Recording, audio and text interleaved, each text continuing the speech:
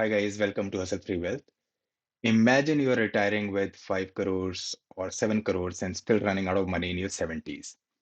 And that too after your Excel sheet, your retirement calculators, or your financial gurus said that you're safe. That usually doesn't happen because you saved too less. It happens because you forgot to include real life expenses that only show up after you stop earning. In this video, we are going to go through 7 expenses and risks that most people ignore in retirement. And we are also going to discuss how to plug these gaps in your retirement plan. Do not miss the fifth and sixth risk. They are very critical and most people don't even think about it. So, first is housing. Do you own the house where you actually want to retire? If the answer is yes, then the next question that you should be asking is, can I see myself living there for 30, 40 years? Right now, you may love your metro flat or house, whatever it is, and the conditions around it because you're young. Now, imagine yourself at 70, the same situation, noise, traffic, pollution, stairs, and distance from hospitals. That can become a daily problem. That's why many retirees move to a different city. They look for a ground floor and sometimes a senior friendly community. But when you do these shifts, they have got costs selling, buying, stamp duty, registration, brokerage, renovations, and maybe 6 to 12 months of temporary rent while you are finalizing the place. Another associated part in this is maintenance and replacement costs. Some expenses don't come every month, so they never show up in your monthly budget, but they are guaranteed.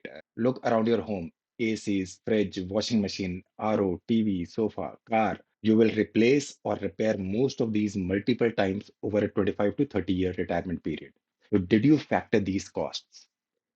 If not, a simple thumb rule is keep at least 10% of your annual expense aside only for maintenance and replacement. So if your annual expense is 10 lakh, mentally tag 1 lakh for these regular hits. Second is assisted living. In this day and age, there are many people who do not want to rely on their children. Or if the child is abroad and you are here, who will take care of you? Most likely, you will want to go to assisted living or old age homes. Assisted livings, they are expensive. They range around 1 lakh per month. Have you factored that in your plan? Third risk is medical corpus. Most of the people rely on health insurance. So have you factored the health insurance premium? If yes, what is the inflation rate that you have taken? The insurance premiums inflate by around 10 to 15% every year. Did you factor this inflation or just normal inflation of 5 to 6%? Remember, premiums typically jump with age. And on top of that, there are co-pays, exclusions, new treatments, long-term medicines, physiotherapy costs, and nursing costs. That is why a serious plan has two things. One, insurance cover. Second is a dedicated medical corpus. The medical corpus is your personal buffer for everything that doesn't fit inside your policy terms. You can add around 10% to your retirement corpus for a separate medical corpus. More if you can. Then we come to the fourth risk, asset allocation. Most people assume a smooth average portfolio return of around 9 to 10%, and then they decide their retirement corpus based on that. But please understand that you can't be 60 or 70% in equities once you retire, unless you have ducky money. So as you age, risk capacity usually drops, and most of the portfolio will be geared towards safer assets, and they should be geared towards safer assets. So once the equity allocation goes down, your portfolio returns are also going to reduce. So ideally, you should be using glide path method while planning your retirement corpus.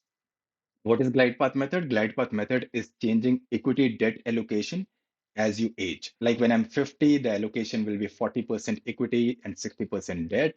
When I'm 60, 30 equity, 70% debt. And there is another factor that must be included in your asset allocation. So next topic is going to cover that. And the next topic is cognitive decline. Basically, that means planning for a slower brain. This is a risk that almost no one budgets for in their retirement planning. So after 65 or 70, many people are not as sharp as they are today. They become forgetful. They are less patient when it comes to complex decisions, and they're not even interested in actively managing money. So right now, if there is a 15% decline in my portfolio, I'm not going to panic. Uh, Primarily because I'm a seasoned investor, I have an active income coming in, and I also trust my brain. At 70, with no income, and if portfolio declines by 10%, I am probably going to panic, most likely, yes, and could end up taking wrong decisions. This is why you can't have higher allocation to equity at later stages of your life. The second issue that comes with the age is, there is going to be a high likelihood of me getting, sold complicated, expensive products because I'll be wanting guarantees. So one example is the guaranteed income plan. So many people are buying it, and most of the senior citizens are there who are buying these plans. You get around just 6 to 7%, and they're packaged in a way that makes them look attractive. Another example of a slower brain is the number of senior citizens who have been defrauded by fraudsters. Someone posing as a police officer and conning them in crores. And many highly educated people and smart people have been victims. Risk number six. So, what if you are financially smart, but your spouse isn't? In many homes, usually the husband handles all the money and the other one largely trusts them and stays out of the details. Now, imagine a situation where the husband is not around or is not able to manage finances due to maybe illness. What is going to happen? I have personally seen multiple cases where relatives at times, even their own children, they take all the money and let these senior citizens struggle. And when I ask investors who will take care of their spouse in their absence, their answer is, usually I have made my spouse nominee and I have told her where the investment is. Sir or ma'am, please understand that this is not enough.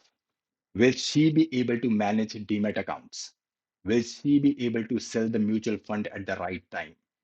Does she know about taxes? Will she know if someone is trying to con her? Will she be smart enough? Will you be okay with your spouse struggling in later years of her life, uh, especially if you're not there? What if her children abandon her?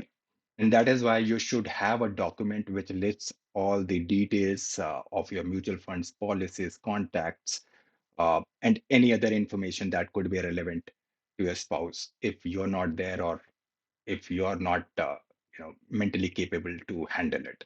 And second is, you must start teaching your spouse about finances. you know what investments you make, why do you make those investments, what are the rationales for that, when are you going to get out of those investments. All of these strategies, you have to teach her or him, depending on the scenario. And there could be another possibility of, maybe she is not literate or doesn't know how technologies or apps work. In that case, annuity plans can be bought, or FDs, or anything which doesn't require a lot of manual intervention. Please understand, retirement planning is not just about your comfort, it is about your spouse being financially safe, even when you're not there. Now, let's come to seventh part, children, emotions versus maths. Children's education and marriage are big emotional priorities, but please do not mix them with your retirement planning. There should be separate goals.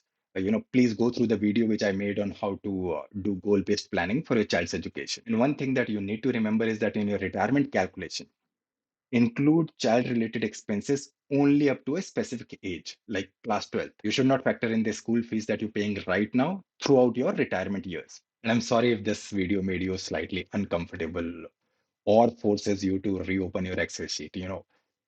Ideally, that's a good sign, because feeling uncomfortable at 40 or 50 is far better than feeling trapped at 75. And if there is any topic that you want me to cover in detail, I'll be glad to do that. I wanted to keep the video short.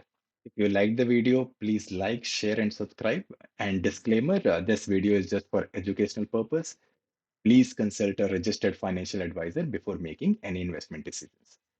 Thank you. Have a blessed day.